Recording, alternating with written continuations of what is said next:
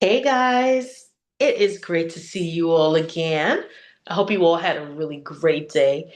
Not sure if you had to go in, if you were seeing patients, if you were off, whichever it was. I hope you had a really great day. Today, I had the opportunity to visit an ambulatory care center, and I am always amazed. And as long as I've been a nurse, I am always amazed when I see the just how large the field of nursing is. That there isn't just one particular nurse. Not all nurses are stuck doing the exact same thing. Not all nurses are the same. Not all nurses' responsibilities are the same. It was just really good to see every nurse functioning in their light and in their skill set and doing what they do well. It was just really nice to see everyone performing in their area, performing well in their area. And I know there is no perfect unit. I know there is no perfect floor.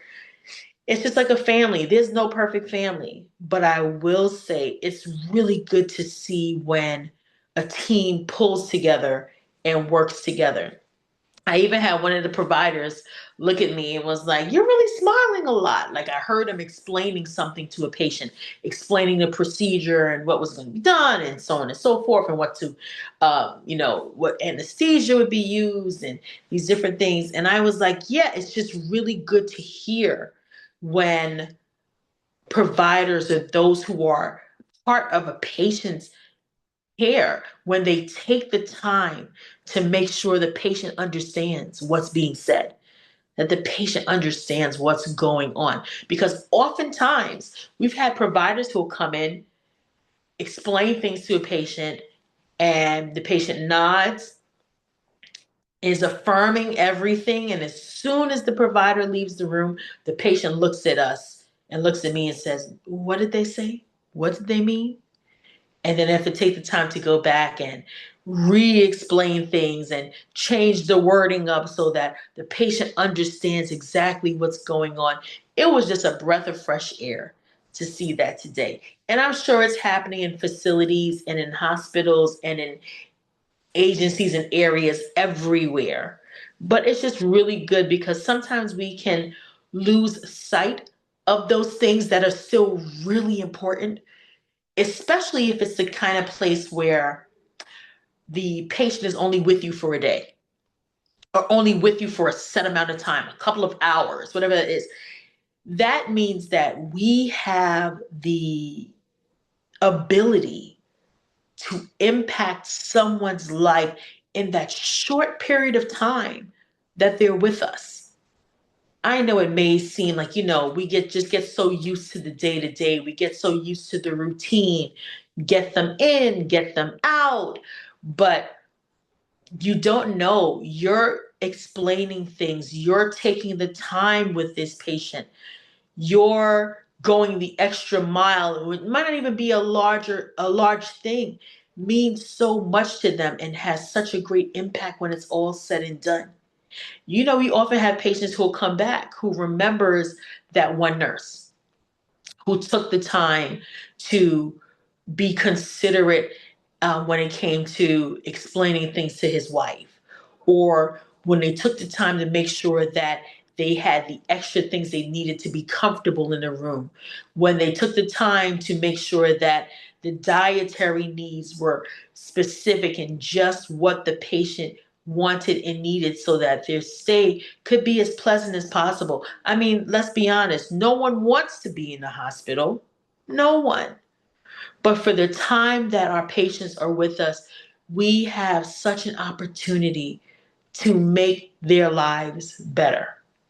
So I don't want us to take that lightly or take it for granted. We really have the ability to change lives. It sounds so cliche, but it really is the truth, especially for patients who might not necessarily have family members. They might not necessarily have people who will advocate for them. We then become that advocate.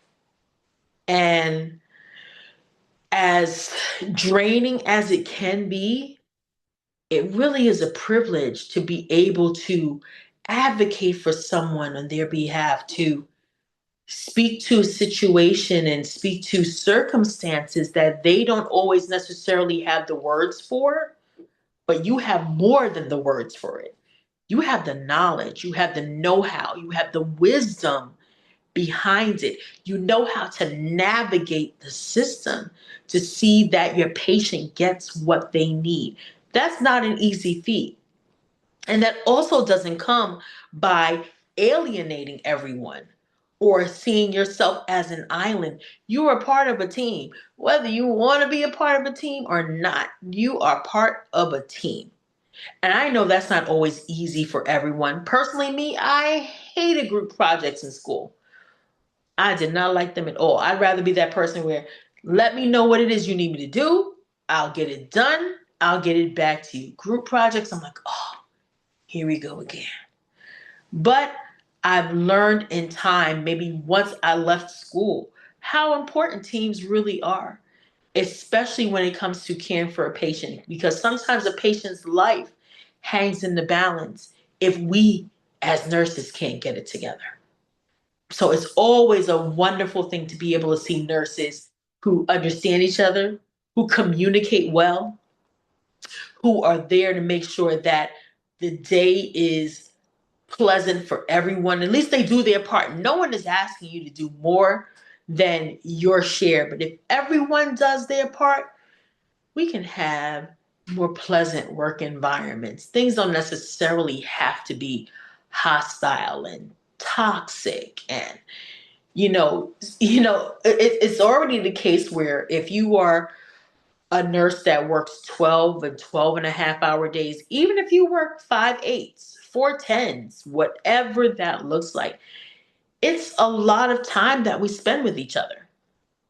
And in spending that time with each other, with it being a long day as it is, can you imagine once you add the emotional complexities to it, the mental complexities to it? It can be a lot.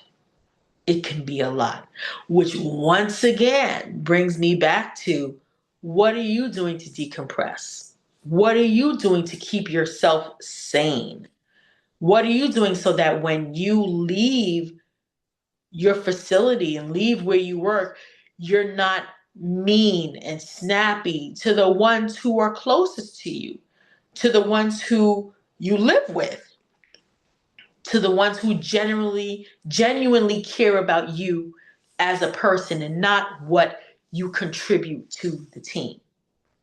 Balance. We all need balance in our lives. So it's super important that while we strive to be the best nurses we can be, and I know you can do that because I see you every day. I'm one of those nurses who is an amazing nurse. I mean, I'm not one to toot my own horn, but toot toot. I know I'm a good nurse. I know I'm a great nurse. I know I'm a compassionate nurse.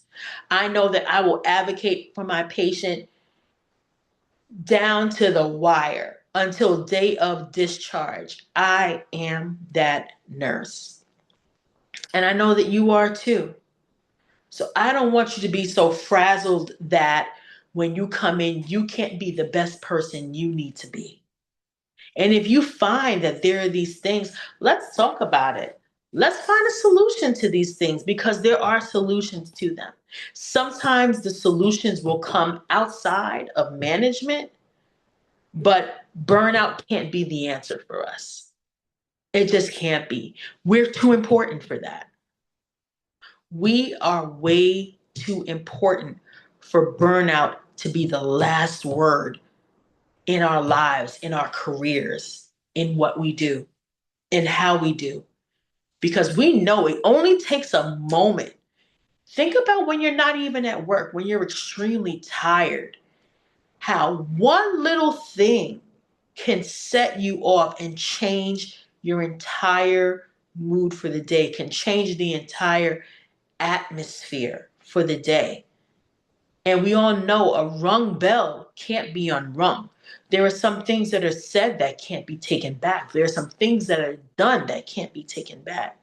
So we have so much on our shoulders that we have to, one, learn how to take some of that stuff off of our shoulders and give it back to wherever it came from. Send, return to sender. That's what we're going to have to do as well. Know when there are things that we really do need to take on. There are some areas of self reflection and assessment that we can do ourselves to say, hey, was this a me issue, or was this really that person or that situation? But then in that same token, we have to say, no, there are some things that we do not have to take on to ourselves. And we return it to sender. Send it back where it came from. Not our monkey, not our circus. I invite you to just think about those things that bring you joy, those things that help keep you grounded. And these things don't have to be things that require money. There are things that I'm sure you can find in your life, little things that bring you joy, things that you can do on a day to day basis, weekly, monthly. I want you to make a promise and a pledge to yourself that you're going to be better to you and that you're going to be better for you. No one else can make that pledge in that statement but you. No one is going to advocate for you the way you need to advocate for yourself. And in all honesty, people will treat you, people won't treat you any worse than you treat yourself. So you have to know how to advocate for yourself, and you have to know how to erect boundaries when they need to be erected. So I want you, one, not to be so hard on yourself if we're not necessarily there. You'll get there. We'll all get there. And I say we because there are no finished products. We are always works in progress, always under construction. There's always something that needs to be torn down, something that needs to be renovated, something that needs to be erected. Always. As long as we're alive, there is always going to be room for us to be better, to do better, to say better, to treat better. So let's begin to be better. And I want us to start that being better by being better to ourselves. We owe that to us.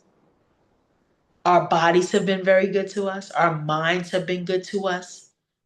It's time that we return the favor and that we become better stewards of what it is we have. So I invite you, be the best nurse you can be, but outside of being the best nurse you can be the best you can be. You owe that to yourself. So take care, friends. Have a great one, and until tomorrow.